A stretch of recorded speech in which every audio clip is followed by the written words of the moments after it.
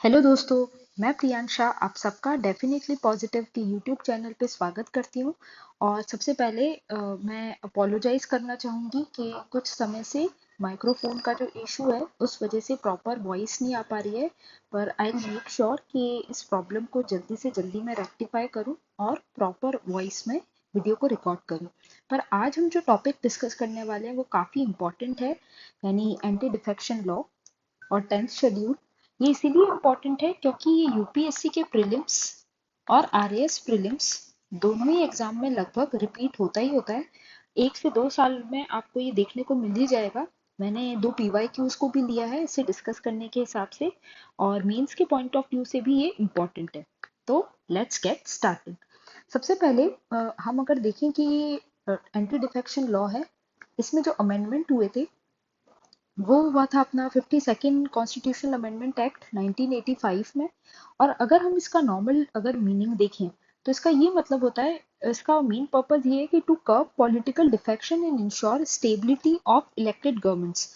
क्या होता था, अगर आपको एक पुराना केस था आयाराम गयाराम करके, ठीक है, आया राम गया राम, मतलब ये केस था कि कोई एक पॉलिटिकल पार्टी, कोई पॉलिटिशियन फॉर एग्जांपल किसी स्पेसिफिक पॉलिटिकल पार्टी है, जैसे हम एग्जांपल लेते हैं बीजेपी से, ठीक है।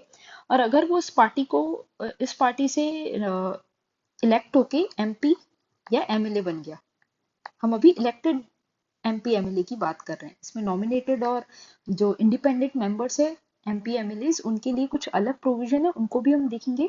और इससे फॉर एग्जांपल किसी पार्टी से वो इलेक्ट हो गया और उसको उन्होंने लीव करके दूसरी किसी पार्टी में, जैसे उन्होंने फॉर एग्जांपल कांग्रेस की पार्टी को ज्वाइन कर लिया after being MP and MLA from BJP. तो ये वाली जो कंडीशन होती है इसे कहते हैं एंटी डिफेक्शन लॉ। ओके, तो इसी को रोकने के लिए और एक स्टेबिलिटी इंश्योर करने के लिए इलेक्टेड गवर्नमेंट्स में ये लॉ आया था। अब इसमें क्या रहता है, इसमें डिस्क्वालीफाई कर दिया जाता है अगर कोई जो ये प्रोविजन है, इसमें जो प्रोविजंस दे रखे हैं, अगर एमपी एमएलए उनको फॉलो नहीं करते हैं तो उनको क्या कर दिया जाता है, डिस्क्वालीफाई। अब ये प्रोविजंस बहुत इंपॉर्टेंट है, तो आप ध्यान से सुनिएगा कि legislature can be disqualified if they voluntary give up membership of their political party, ठीक है, इफ दे वोट और abstain against the parties direction. मतलब पार्टी, हर एक पॉलिटिकल पार्टी का कोई ना कोई विप रहता है।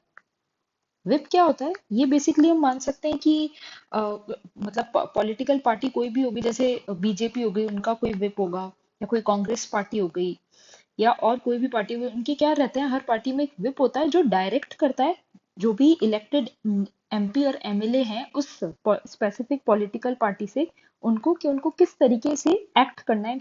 क्या उनको कोई भी अगर बिल पास करना होता है उस टाइम पे ये डायरेक्ट कर सकते हैं, ठीक है। तो उनके डायरेक्शंस को फॉलो करना इंपॉर्टेंट होता है, ठीक है। तो if they voluntary give up, अगर या तो वो वॉलंटरी दे दें अपनी मेंबरशिप को, इफ दे वोट और abstain against the parties direction, अगर पार्टी ने कहा है कि आपको स्पेसिफिक कोई बिल है, या कोई भी अगर जैसे प्रेसिडेंशियल इलेक्शन है, या कोई भी स्पेसिफिक कोई लॉ पास हो रहा है, तो उसमें यदि उनको स्पेसिफिक डायरेक्शन दिया है उनके पार्टी ने, मतलब विप ने जो डायरेक्शन दिया, अगर वो उसको फॉलो नहीं कर रहे हैं, या मतलब वो एब्सेंट है, कोई बिना रीजन स्टेट किए एब्सेंट है, तो भी उनके अगेंस्ट एक्शन हो सकता है। Okay, if an independent member joins a party, या फिर कोई इंडिपेंडेंट मेंबर है, इलेक्शन के बाद में पार्टी ज्वाइन कर ले, पहले वो इंडिपेंडेंटली इलेक्ट हुए, मतलब किसी स्पेसिफिक पार्टी से वो रिलेटेड नहीं थे,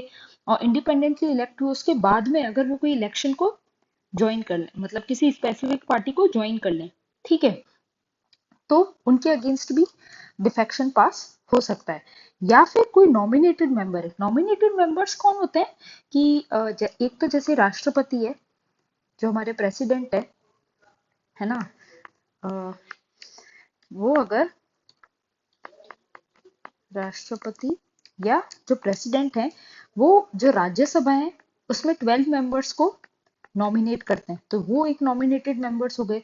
और एक अमेंडमेंट आया था, आप मुझे अमेंडमेंट का नाम कमेंट सेक्शन में बताइएगा कि कौन सा अमेंडमेंट था जिसमें एंग्लो इंडियंस को भी नॉमिनेट किया जाता था, पर अब उस अमेंडमेंट के बाद नहीं नॉमिनेट किया जा रहा है लोकसभा में 2 मेंबर्स को, ठीक है। एवरी लोकसभा में नॉमिनेट किया जाता था, पर अभी जो रिसेंट लोकसभा है उसमें उनको नहीं नॉमिनेट किया है आफ्टर दैट अमेंडमेंट। तो वो अमेंडमेंट कौन सा था वो भी आप चेक करके कमेंट सेक्शन में बताइएगा। तो ये नॉमिनेटेड मेंबर्स है, अगर ये कोई पार्टी ज्वाइन करते हैं आफ्टर 6 मंथ्स, ये इसमें ध्यान रखने की बात है कि आफ्टर 6 मंथ्स, 6 मंथ के ड्यूरेशन में अगर कोई वो पार्टी को ज्वाइन कर लेते हैं तो कोई प्रॉब्लम नहीं है, पर आफ्टर 6 मंथ्स अगर वो किसी स्पेसिफिक पॉलिटिकल पार्टी को ज्वाइन करते हैं तो उनके खिलाफ डिफेक्शन की कार्रवाई हो सकती है। अब इसमें एक्सेप्शन क्या है कि it does not apply if 2/3 of legislature merge with another party. मतलब अगर 2/3 मेंबर्स हैं किसी स्पेसिफिक पार्टी के, वो एक साथ किसी दूसरी पार्टी को ज्वाइन कर लें।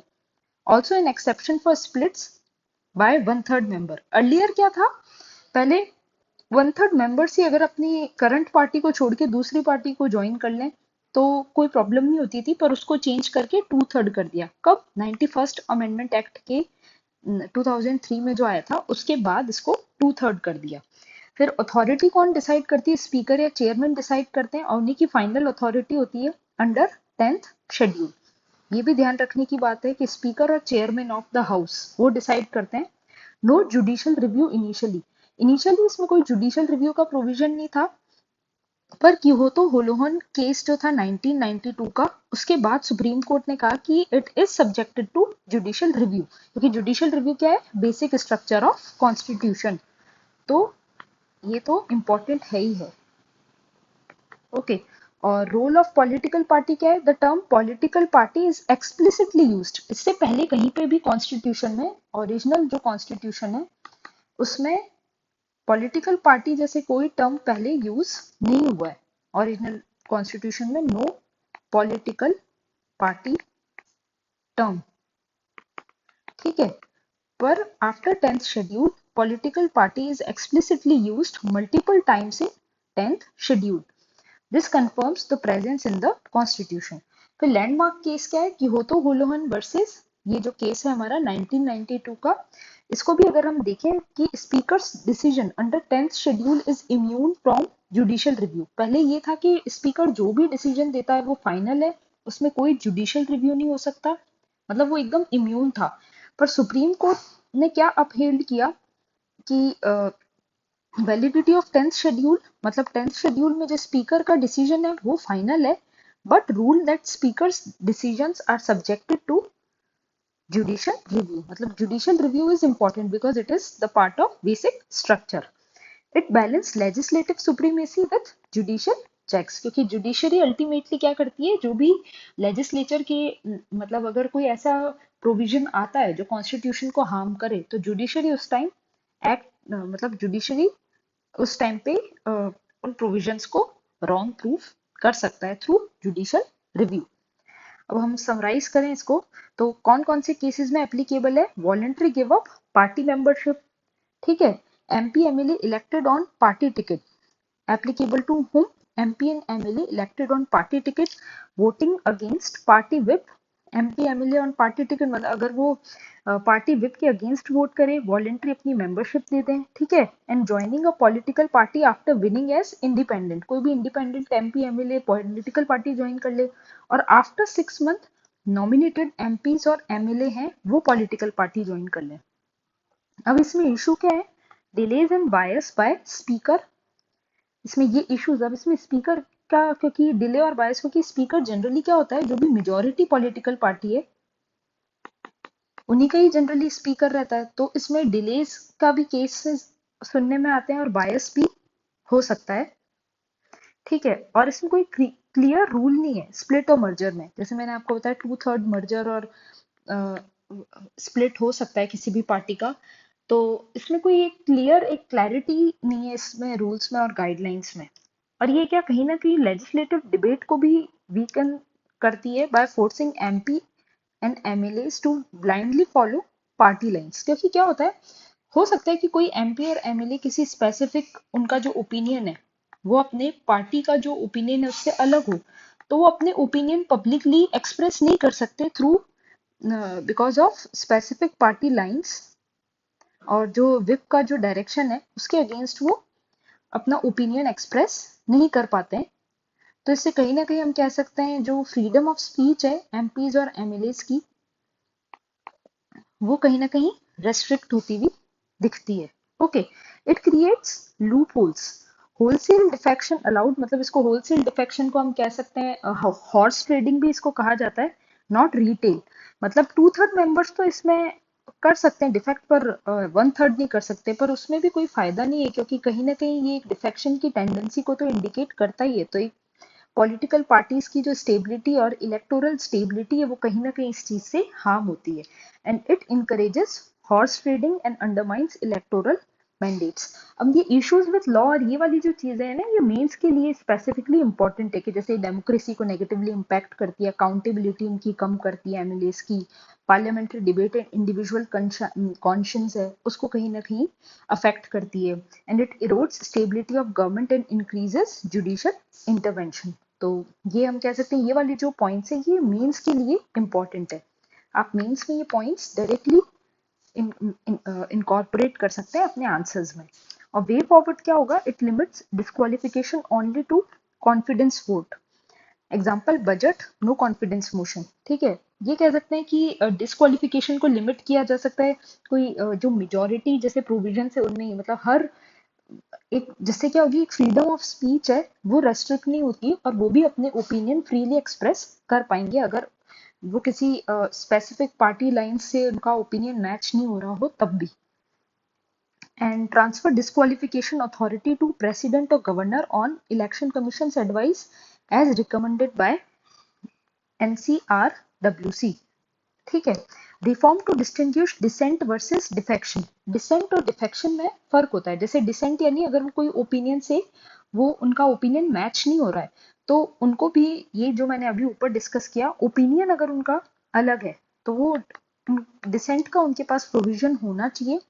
और defection is completely different. Defection में पार्टी से वो बिल्कुल अपनी मेंबरशिप को ही छोड़ रहे हैं, या फिर वो कोई जो स्पेसिफिक मैटर्स है उन पे विप से अग्री नहीं कर रहे हैं। तो एक इसमें एक डिस्टिंग्विशमेंट होना जरूरी है डिसेंट और डिफेक्शन में। और जुडिशियल गाइडलाइंस है वो इंडिपेंडेंट एडजुडिकेटिंग अथॉरिटी के पास होनी चाहिए स्पीकर के बजाय, क्योंकि स्पीकर कहीं ना कहीं बायस हो सकते हैं। तो ये क्या है, वे फॉरवर्ड में आप इन पॉइंट्स को इनकॉर्पोरेट कर सकते हैं। फिर ये क्वेश्चन है जो, ये शायद 2022 का क्वेश्चन है यूपीएससी का, और ये इसी बार का क्वेश्चन है 2025। तो आप इन क्वेश्चंस को भी सॉल्व करना और आंसर्स कमेंट सेक्शन में जरूर बताइएगा। आई होप सो आप इसको सॉल्व करने में सक्षम होंगी, क्योंकि काफी इजी स्टेटमेंट्स हैं और जो अभी हमने ऊपर पढ़ा है उसी से रिलेटेड है। तो अच्छे से आप वीडियो को पॉज करके भी एक बार पढ़ सकते हैं।